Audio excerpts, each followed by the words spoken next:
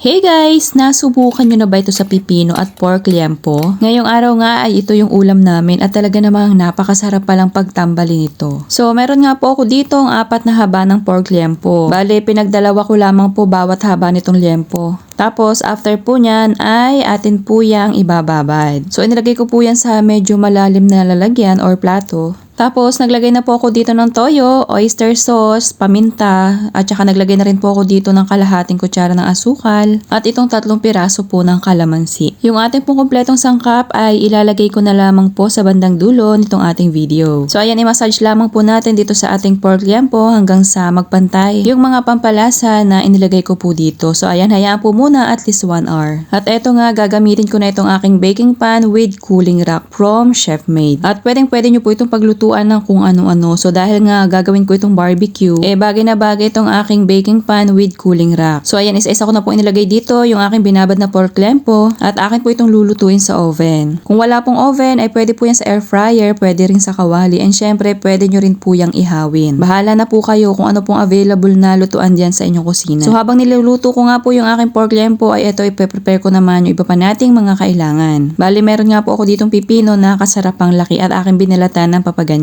Tapos, hiwain po sa sapat na laki, depende po sa gusto ninyo. Ito nga pong sa akin ay hiniwa ko po noong una ng ganito kalalaki, kaso nga lang parang medyo nalalakihan pa rin ako. Kaya hinati ko pa rin po yan sa gitna. So ayan, yung ganito po kalaking hiwa ng pipino ay sapat na po para sa akin. Tapos, isang mangkok po ay ipinagsama-sama ko nga itong pipino, sibuyas. Naglagay na rin po ako ng sili at saka paminta. Tapos itong liquid seasoning. So sa tansya ko po ay nasa 2.5 kutsara ang nailagay ko dyan liquid seasoning. Kung walang liquid seasoning, pwede naman pong toyo, lagyan nyo na lamang po ng kalamansi. Tapos set aside po muna at eto nga, luto na yung ating pork liempo. At eto naman po ay aking guguntingin ng ganito po kalalaki. Wala naman po itong buto kaya mas maigi na gunting na lang itong aking ginamit. So ayan, gupit-gupitin lamang po or hiwain po ng depende po sa laki ng gusto ninyo. At ito pa nga lang, talaga namang napakasarap na. Pwede na talagang maging ulam. Yun nga lamang mas masarap yung mayroong konting gulay. Pang-alis umay. So ayan, nung nahiwa or nagunting ko na po ng ganito kalalaki, ay inilagay ko na dito sa pinagsama-sama ko kaninang pipino at mga pampalasa. I-mix-mix na lang po yan para naman po magpantay yung lasa nito. At kung umabot ka nga po hanggang dito sa part ng ating video, ay pakipusuan nyo naman po itong ating recipe. And syempre mag-comment na rin po kayo kung nagustuhan nyo po ba ito.